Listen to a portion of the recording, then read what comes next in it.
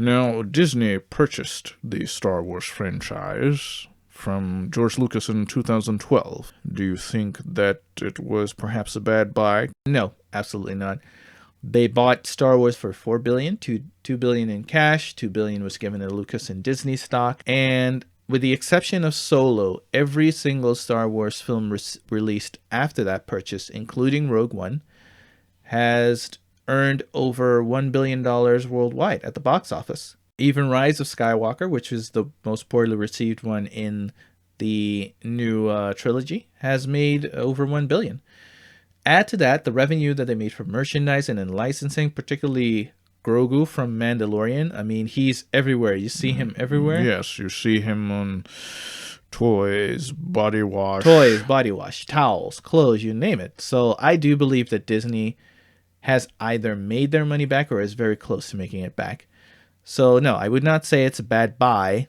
I will say that it's a bit difficult to produce more content because whatever you do, it's tough. Because if you produce prequels with existing characters, people are going to be, hey, that's not what happened. That's not how I remember it.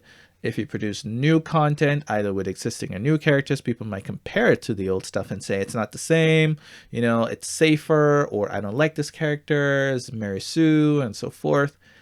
So it's tough. You either cater to the fans or you try something new. But trying something new, it's tricky in Hollywood. Would you say that Hollywood is out of ideas? This is something that has often been said lately. No, Hollywood is not out of ideas. Hollywood is out of guts. And they can take the Star Wars franchise to new heights. They just have to be willing to take risks, not change simply for the sake of change, but risks that involve telling a deeper story, you know. And it can be done. I believe it can be done, but they're going to have to take risk. And you're going to tick off some people, the diehard fans who hold sacred everything in the original trilogy, everything that is the way it is, and aren't open to expansion. But if you end up making a very good movie out of it, I'd say it's worth it. Mm-hmm.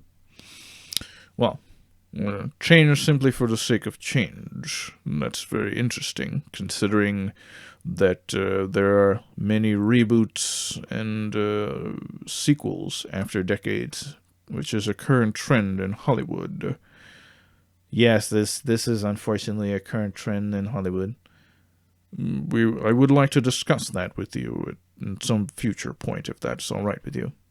Oh, yes, of course, I would love to discuss that, absolutely.